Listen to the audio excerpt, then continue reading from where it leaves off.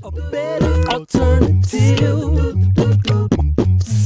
Giving Pittsburgh a better alternative. Giving Pittsburgh a better. Good afternoon and welcome to the Pittsburgh Current podcast. I am Pittsburgh Current editor and publisher Charlie Deitch, and we have a really good show for you today. We also got really good content for you on our website at www.pittsburghcurrent.com and on our socials at PGHCurrent. Our new issue comes out on Tuesday, and we're going to have several stories on the Deutschtown Music Festival, which is coming your way on starting July 12th. Also July 12th, part of the Deutschtown Music Festival is our birthday party, best year ever. See, what we did there is it's our only year ever, but you know, we feel like it's a good benchmark to try and follow up on. But that's at the Flashlight Factory, and the bands you will hear. It's a free event. You need to register online. Go to our website or Facebook event page, and you can register online. The show features Identity X, hip hop artist Momon Nadon, and very excited. Just added to the show, R&B soul singer Sierra Sellers. Fantastic. You gotta come out and see Sierra. Again, it's a free show, free food, free drink. You just got to sign up online at our Facebook event page. So our guest today, Gerald Dickinson, is a law professor at the University of Pittsburgh, focusing on, among other things, constitutional law and affordable housing law and policy. He's also a product of the county foster care system, a husband, father, and now a congressional candidate in District 18. He'll be taking on the entrenched Democratic incumbent Mike Doyle in the 2020 primary. He just raised for his first fundraising cycle more than $100,000, just like I said, in the first quarter alone. Today, he's also a guest on the Pittsburgh Current podcast. Jerry Dickinson, welcome to the show. Thanks so much, Charlie. Thanks for having me. Appreciate it. So before we talk about the campaign and the fundraising, you have I was doing my homework, reading up on you, and one of the things I found interesting was you entered the county's foster care system in the 1980s. Mm-hmm. Yeah. Tell me a little bit, and by the 1990s, I should say it was a large foster family. Mm-hmm. By the 1990s, 11 of the foster children who entered the Dickinson house were adopted by the Dickinsons, you being one of those. What was that experience like for you growing up? What do you sort of remember about the early years of that, and how has that shaped who you are today? Sure, that's a great question. I back in the 1980s, I came out of the Orphans Court Division and the foster care system. Both my biological parents, my mother was a white woman, my father was African American, both unable to take care of me. Right. And I entered into the foster care system, bounced around to several shelters at a very early age, and then ended up in a large, we like to say multiracial Brady Bunch family, complex Brady Bunch family in the North Hills in Shaler Township. So there was 11 children altogether. Mm-hmm. Of the 11, 3 left early back to their parents, and of the remaining 8 over 5, 10, 15 year span of time, those 8 were adopted by Robert and Judy Dickinson, my adoptive parents. My adoptive parents were white. They both grew up in McKeesport back in the 40s and 50s, and then left for Shaler Township. And we grew up in a small ranch house. So as you can imagine, 11 children, and then of course the 8 adoptive. It was a little bit crammed. I imagine. That's right. We had gender segregated, bunk beds, right? And you're bringing all these kids together, and it was wild. But we all came from difficult backgrounds, right? We all came with some baggage, all of us. Sure. Malnourishment, neglect, abandonment, right? Or, there was a reason why we were pulled away from our natural settings, and as a result of that, you do. Foster kids and adoptive kids have struggles, and we all struggled with issues as we grew up.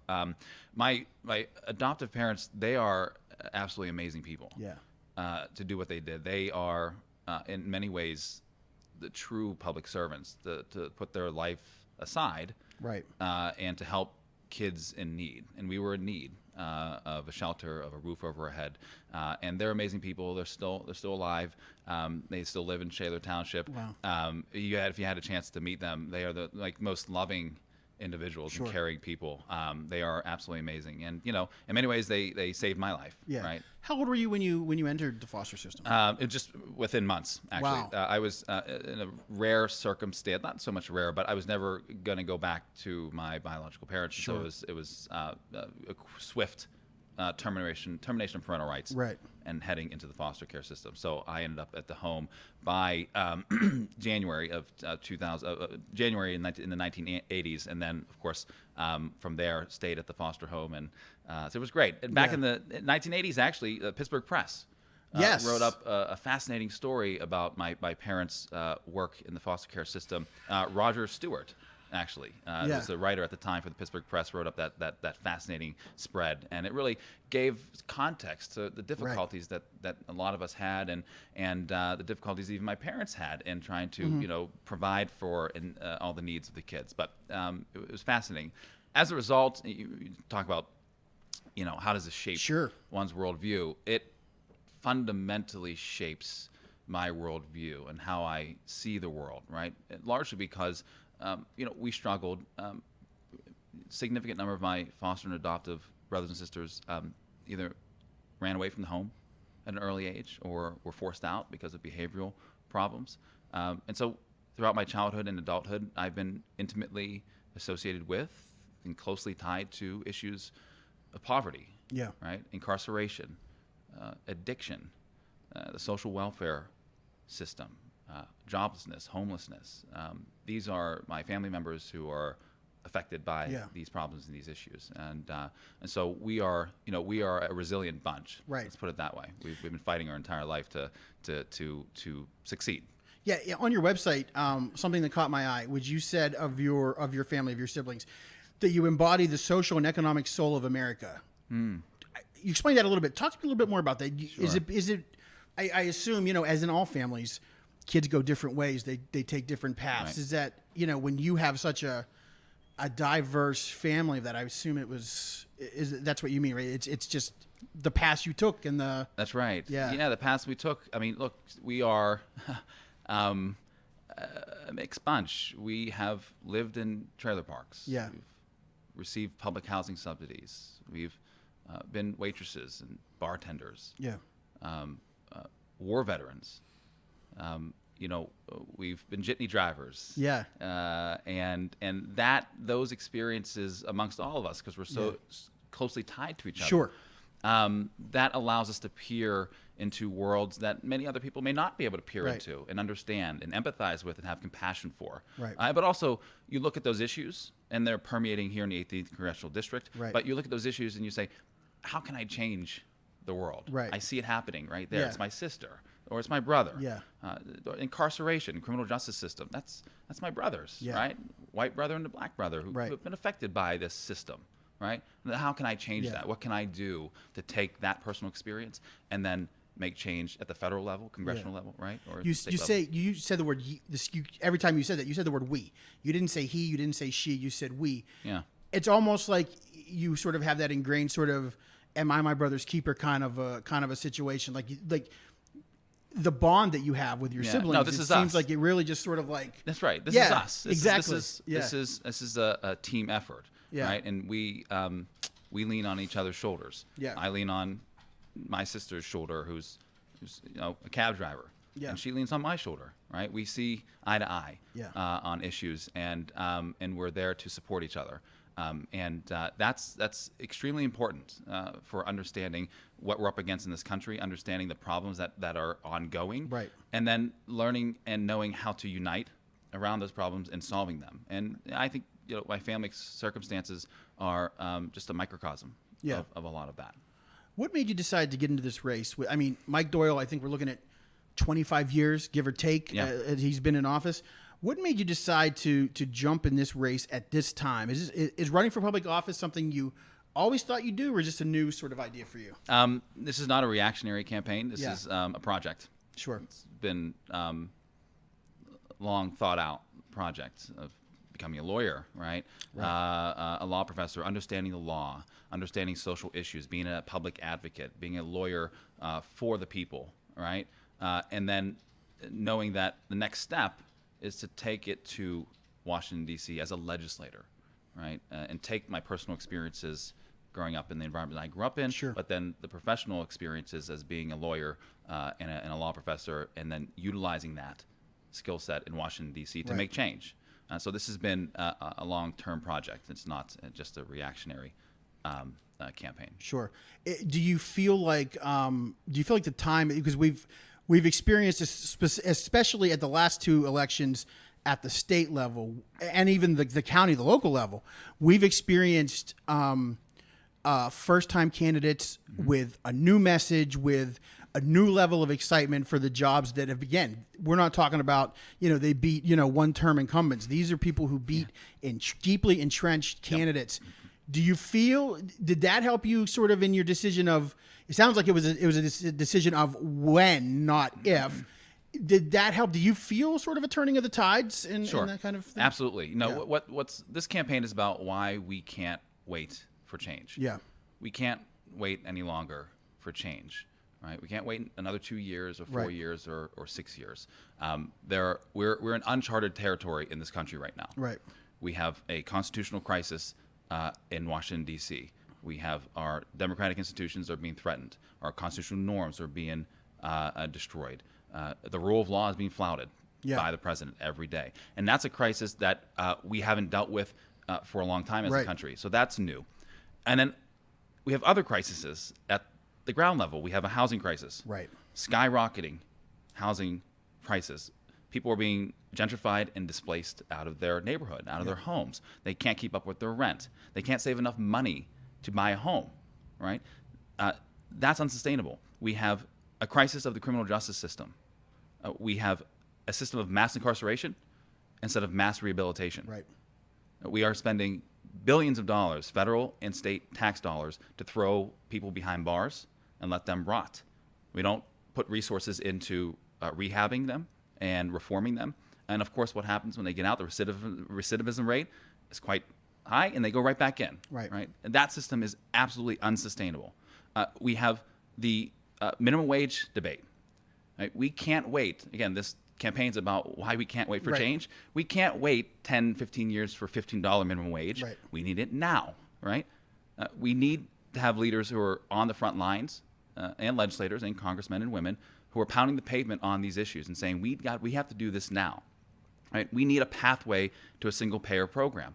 Right? We need to figure that out right now. Right. It's not about waiting 2, 4, 5, 6 years. Because you know what? At the end of the day, there are millions of people who also across this country, they're not waiting either. Right. And I'm not waiting. And that's why we're doing this.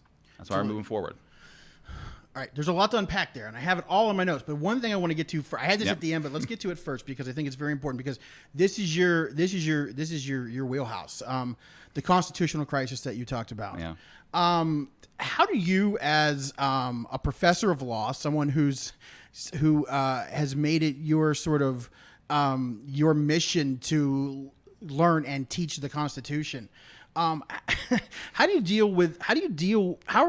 of all, before you say how do we deal, what has been your reaction? Like, I think we all, especially, I definitely certainly get the progressive vibe from you, as well as myself. As you're just watching this, and we all knew the Trump administration was not going to be a good thing. We just didn't know maybe how bad. Yeah. Now, you're a law professor. You know constitutional law. Explain to me a little bit what goes through your mind as someone who understands the Constitution more than the average person. What was it like for you to see this unfold? And at what point did you realize, we have a problem? Yeah. Campaign promises are one thing. Yeah. Taking action is another. So the campaign, Donald Trump's campaign for the presidency was problematic. Sure. Everything he was saying was concerning. Yep. But then the question is, what's going to happen when he gets in office? What made me realize that we were in uncharted territory was in January of 2017. President Trump signed Executive Order 13767 on January 25th. He then signed another executive order on the 27th of January, the travel ban. Mm-hmm. The prior executive order was on the border wall. So he said, you know what? We're going to move forward with this massive contiguous wall along the southwest border. And by the way, we are going to ban residents and people from predominantly Muslim nations, 7, into the country. So there he took his campaign promises and he was actually taking action on it. And that's when I realized we're in a fight. Right. And I took action myself. And shortly after that executive order 13767, I drafted up and sent the Washington Post an editorial, a legal opinion on Trump's wall. And it was published in the Sunday section in 2017. And the argument was that, look, if we're going to talk about building a wall, we're going to have to talk about the land acquisition issues along the southwest border. Are we going to be able to actually do this? Right? But then also the moral questions of whether or not that is appropriate. And that editorial changed the national conversation about the wall, right? It informed the American people that we're up against something we haven't been up against for a long time.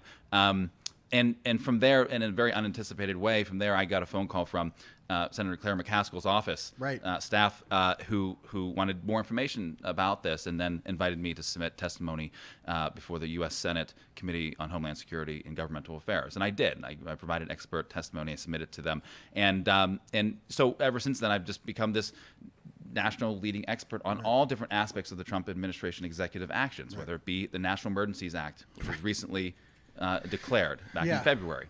To go to your point about what I'm seeing is that part of the problem is Congress has delegated enormous power to the executive branch over the last 50, 60 years, right? And out of this idea that the executive would execute the laws faithfully. Right. Well, here we are with a president who's not willing to do that.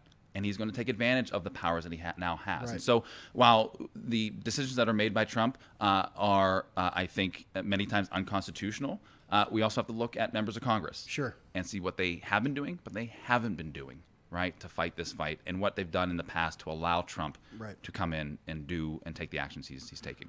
Does a lot of that stem from partisan politics in terms of depending on who was in the White House at the time, depending on who was in charge of the House at the time? Is that what we saw? Because we certainly probably can't blame one party or the other. I mean, it seems like it's something that that both parties had done, again, depending on who was sitting in the White House. And then so we have this cumulative effort or this cumulative action where we're sitting there now and, you know, for the average American, we're sitting here and saying, okay, he's denying subpoenas from the Senate. He's, signing these executive orders because he can't get his way.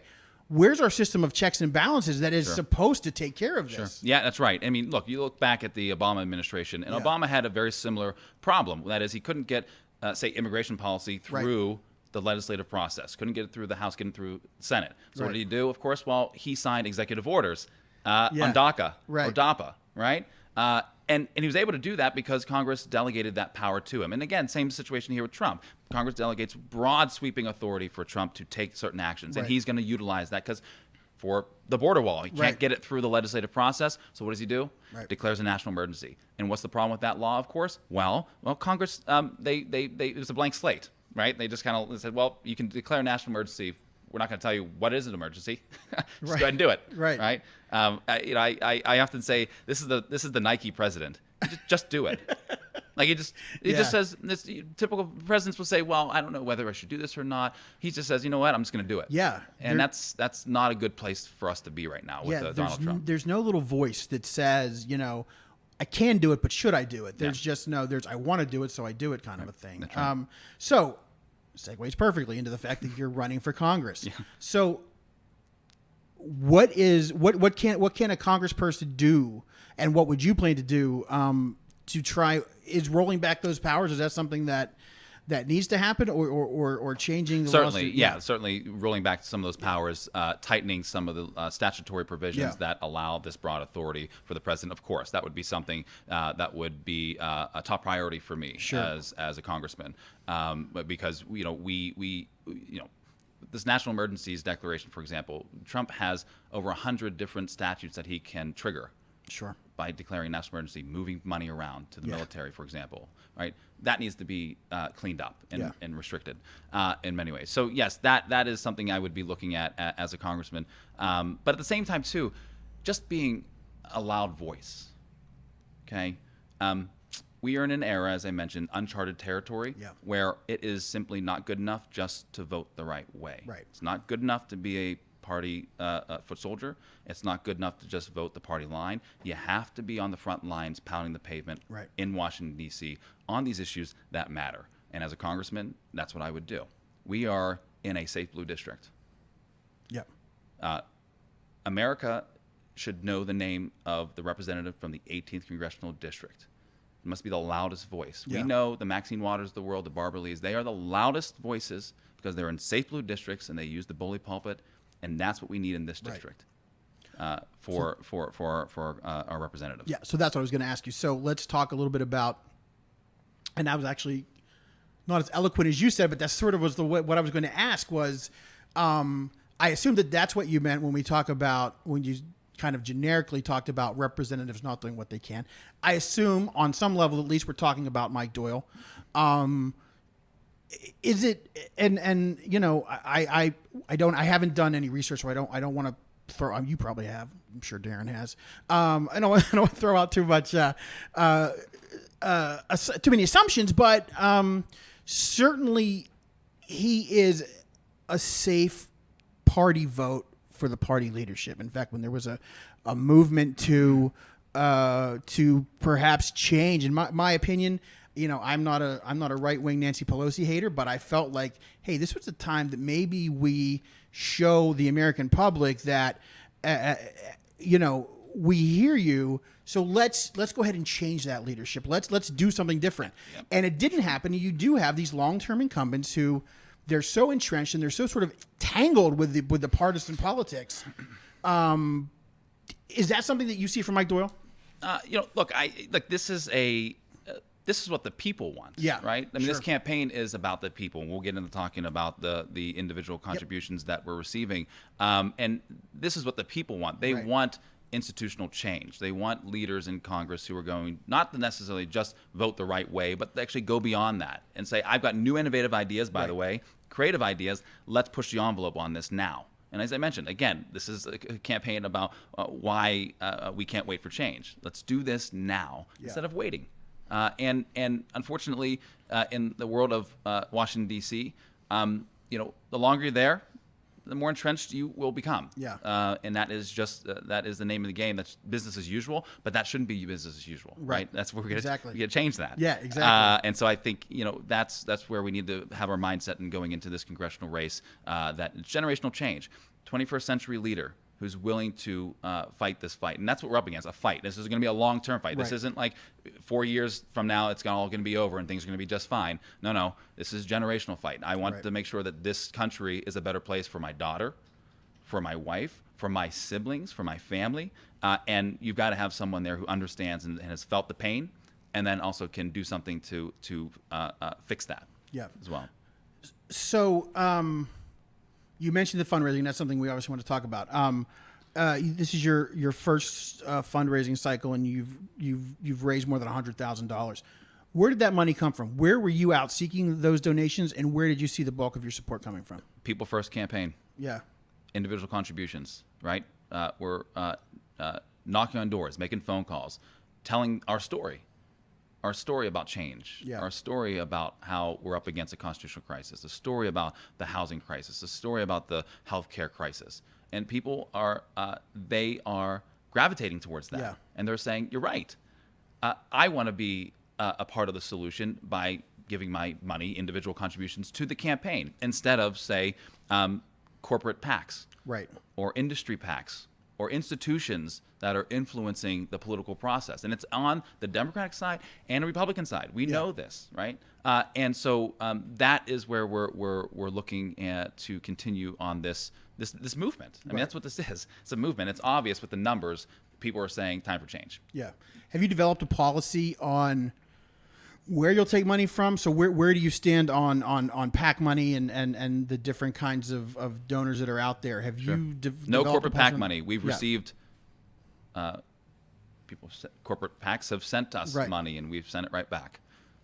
This is a campaign for the people, by the people, and it will continue to be that way. And we will continue to seek individual contributions. And as a result of this 2.5 months or so of fundraising, we're now seeing people gravitate towards this campaign and contribute.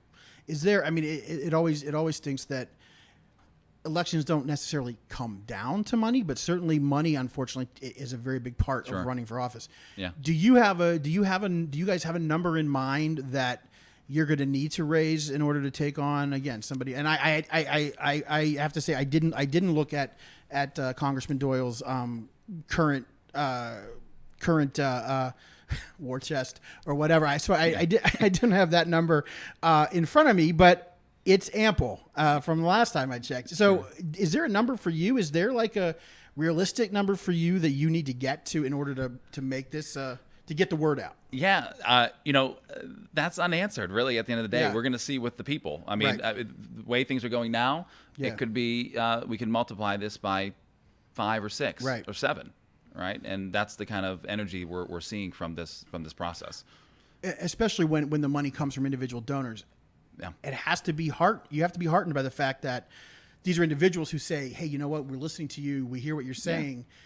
That's got to, and like I said, if you're willing to play ball, the corporate PACs are going to throw money at you. That's right. So it's got to hearten you a little bit that in this short period of time, you're able to raise this kind of money just from individual donors. I would think. We're 10 months out. Yeah. Right. We announced 12 months, Yeah. a year out. And that quickly we're seeing that type of energy and excitement. And it's indicative of the mood of the country. It's indicative of the mood of the party and the progressive nature that we want to see in a candidate. Right. And again, it's not good enough just to vote along the lines and vote the right way, but to be a true progressive out on the streets and fighting this fight.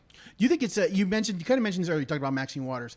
Do you think it's sort of a waste of, again, being in a safe blue district when you don't have to worry about a Republican challenger coming in, and it's sort of a waste of, as you said, the bully pulpit. Would you agree with that? Yeah, I mean, look, again, safe blue district. We should be the loudest. Yeah. I mean, Pittsburgh is a success story in many ways, post-industrial, and so there's a lot of things out there that we should be telling the world about. But then also, and that's the positive, but also the negative. We still have problems in the 18th Congressional District. Crumbling infrastructure, right? Skyrocketing housing prices. We still have poverty. We have these issues that are ongoing. Climate change related issues, right? Environmental issues.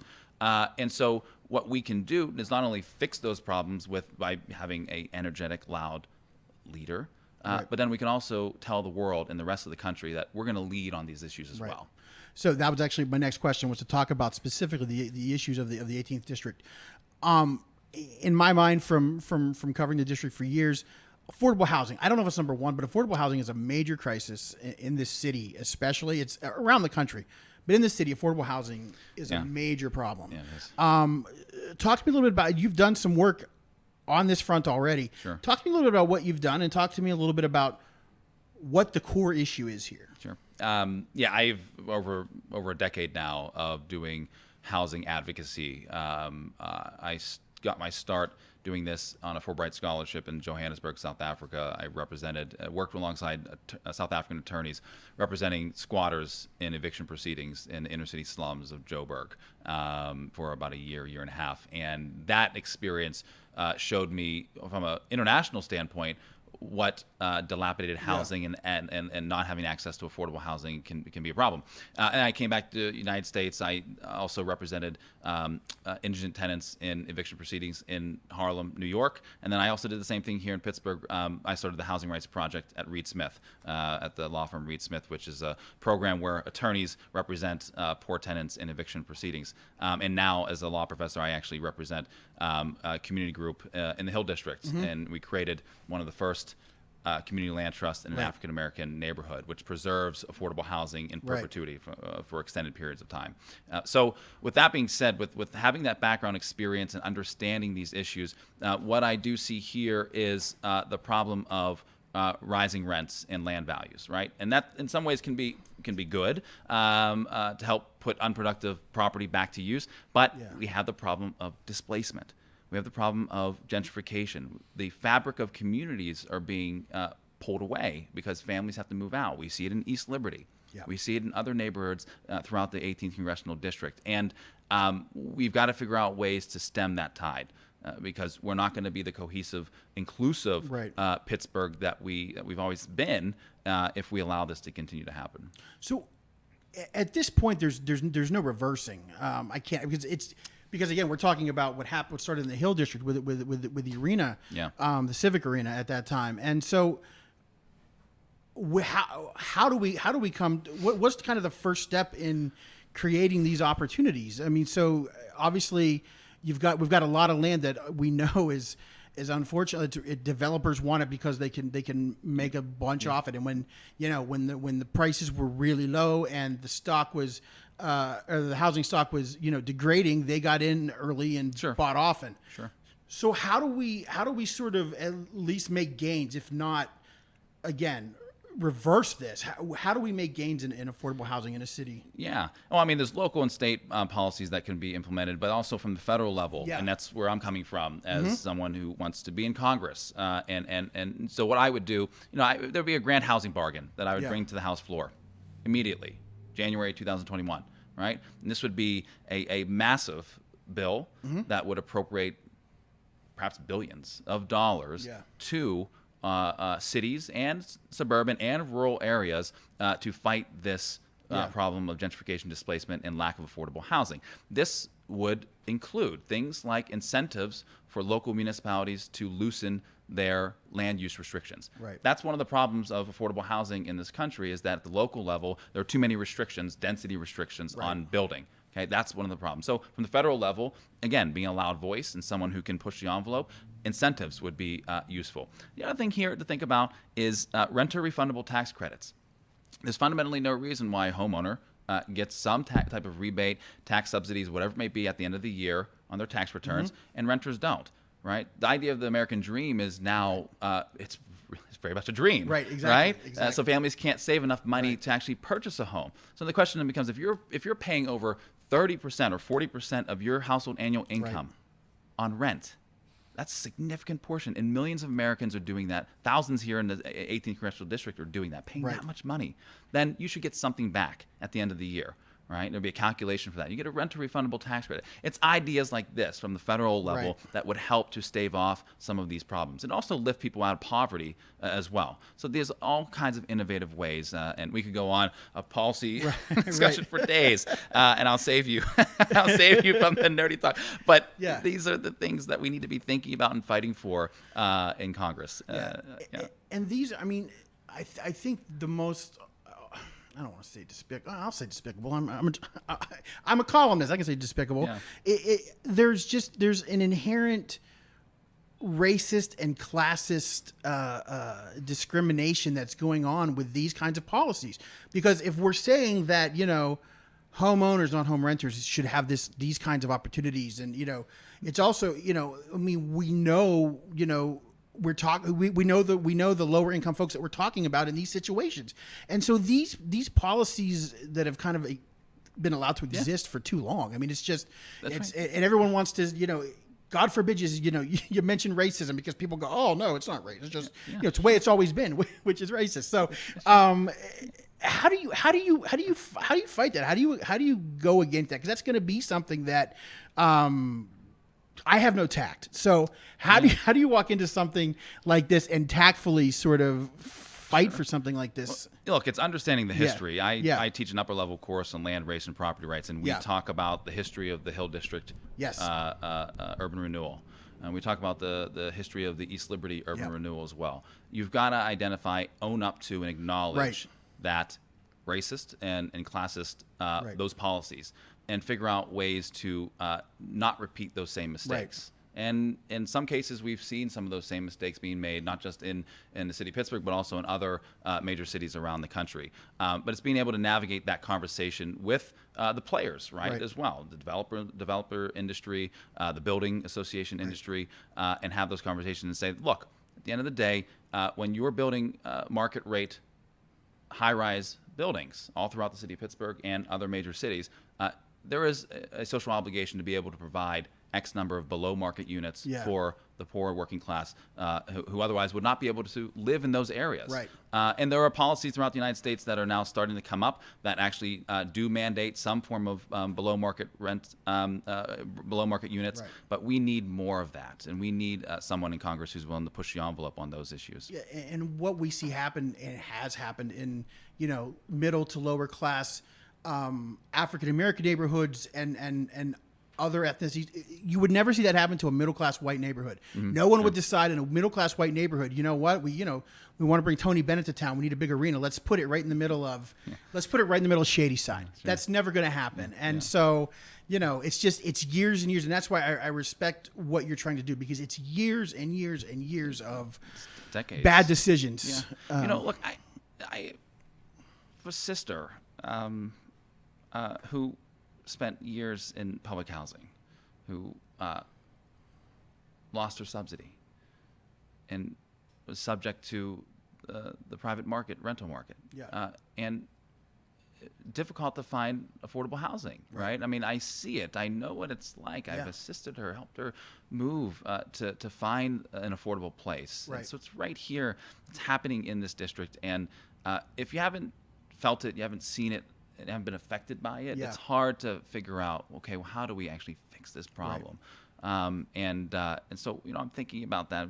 My sister is one of millions and thousands in this district who are afflicted by this problem of the housing crisis, and we've got to do something about it. And there are even people with these federal subsidies that can't find a place in the city. They're being forced to leave the neighborhoods that they've known for years and years because the housing stock just doesn't exist anymore. That's right. And it's So this is the Pittsburgh Current podcast, and we have been talking to Gerald Dickinson. He is a candidate for District 18 Congressional District, and we are wrapping up here. But I want to play a little bit of social justice lightning round. I want to just talk about a few issues, and you don't have to give like 30-second answers or anything. But please, you take your time. But I want to get your thoughts on some issues that I know that our readers care about. Sure. The first one, obviously, that I have, and we saw, we've seen this issue, candidates who haven't taken the LGBTQ community into account in their campaigns. Where do you stand on LGBTQ equality and safety issues and non-discrimination issues? Yeah, absolutely. Been a supporter my entire life of the LGBT community, right? And look, we've come a long way in this country. We all go Stonewall. Yeah. Right? In Greenwich Village in New York City. And the resistance then. And we've come a long way. We've come along with Supreme Court decisions like Windsor and Obergefell, right? And we have fought for true equality. And we're making gains. We're making progress. And that's imperative. Right. What we also need to realize is that every time we make progress, we are going to be met with resistance. Right. And it's happening now, right, on these issues. And so it's incredibly important to me that we have a leader who is willing to fight that resistance now. And, we make gains on same-sex marriage, right? Right. Which is fantastic. But we shouldn't have to be in a situation where there are members of Congress who voted for DOMA. Right. Right. Right. And some of them are still in power. Yes, absolutely. It shouldn't have to take necessarily just a Supreme Court decision for someone to realize, well, maybe I was wrong. Right. Right. That's important. Right.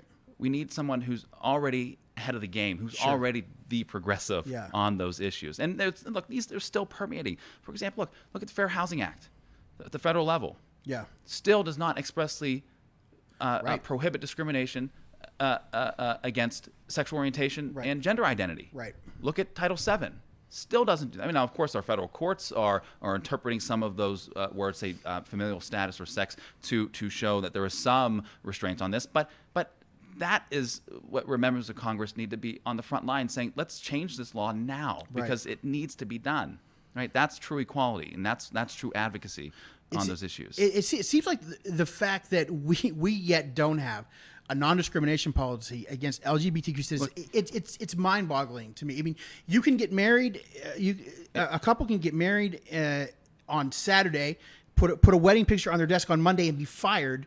That's right. And they don't have an argument. Look, this is again going back to why we can't wait to have someone fighting for this in Congress every day on these particular issues that you just talked about, right? And the same thing in employment at the federal level, federal statutes that are not providing these types of protections.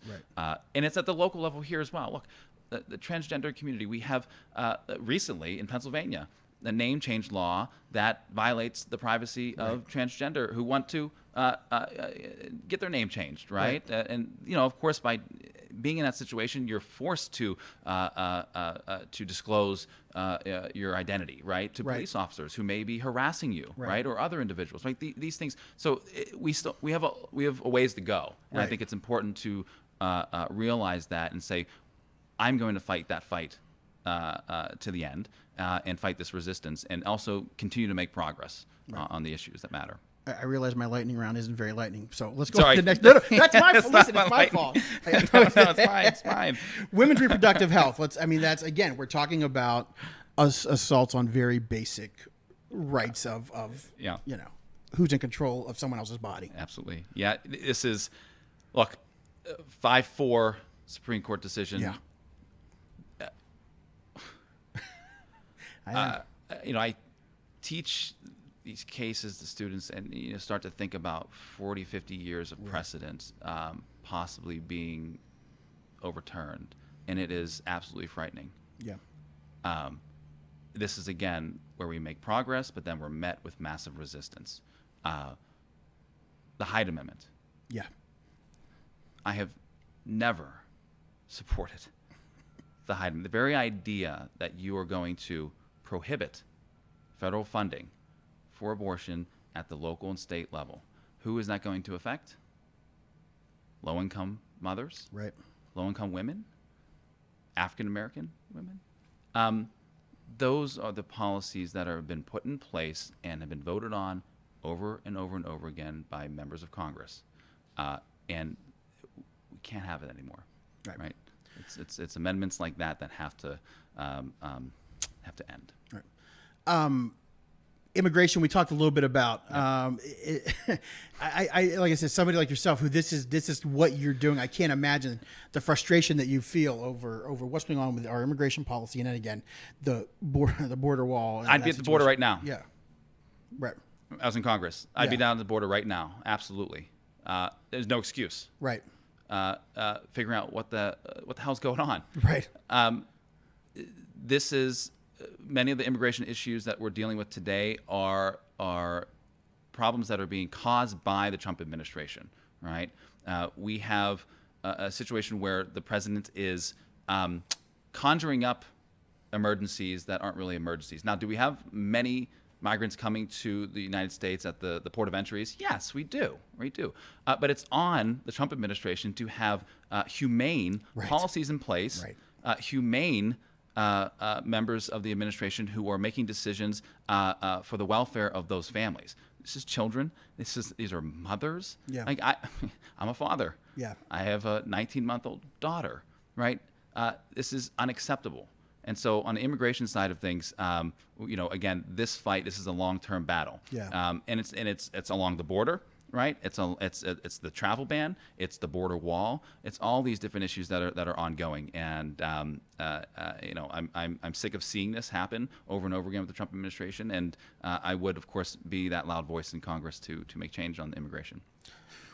Another one I had, one of the last one I had here was healthcare, but you talked about need for a single payer system. So let me ask you about the Supreme Court decision on gerrymandering, which I haven't been as angry at a decision as I had about that. Yes. Tell me a little bit about that. So again, these are constitutional knowledge that I teach as a law professor, right? Yeah. And Justice Kagan's dissent I think is on point in that this is.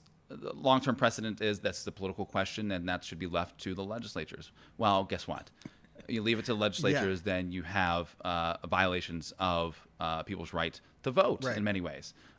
So that decision was the wrong decision. Right. And one thing just to keep in mind, though, with this is that, look, we have state Supreme Courts who have found these maps to be unconstitutional under state constitutional law. Right. In Pennsylvania, we had that. And that's precisely why I'm running in the 18th Congressional District instead of the 14th, right? So we do have ways around some of these problems that the Supreme Court are causing. But look, this is democracy. And we're talking about people's rights and an ability to be a voice in the electoral process being diminished. Yeah. And this is a long-term project, by the way, by the Republican Party of holding on to power, because they know that demographically over the next 20, 25 years, they're not going to have a hold on legislative power. And so they're gerrymandering, they're stacking the federal courts, right, with conservative judges to policy make from the bench. So it's even bigger than that. It's even bigger. It's a long-term project, and we need someone who's going to fight that battle. Yeah.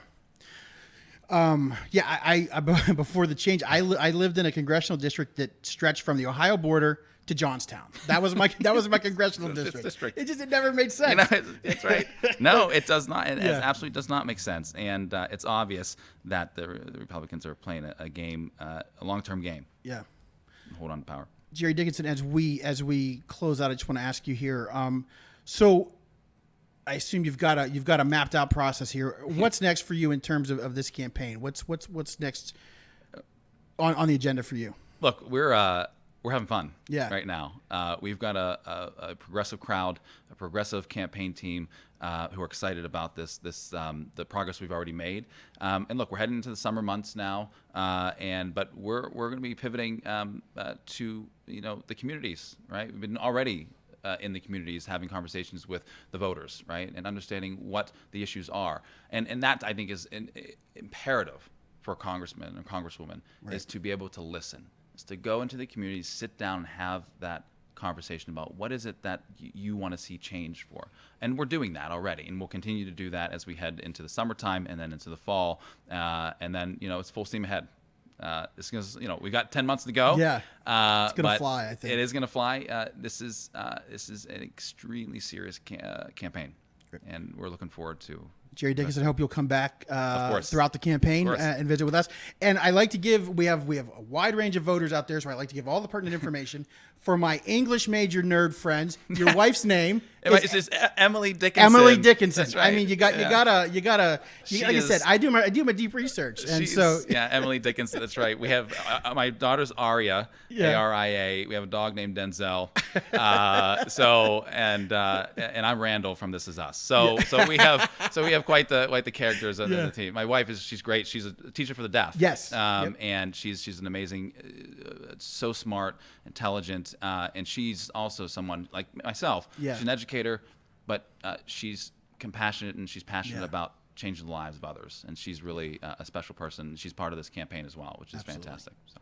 Perfect. Jerry Dixon, thank you very much again. Thank you. Thank you guys for hanging out with us. This has been the Pittsburgh Current podcast, and we will see you next week. Have a happy 4th of July.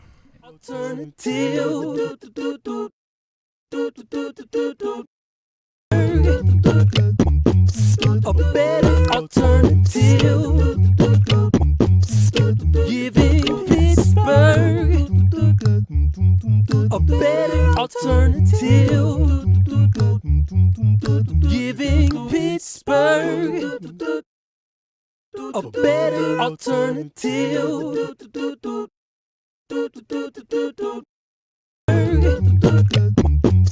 A better alternative, giving Pittsburgh a better alternative, giving Pittsburgh a better alternative.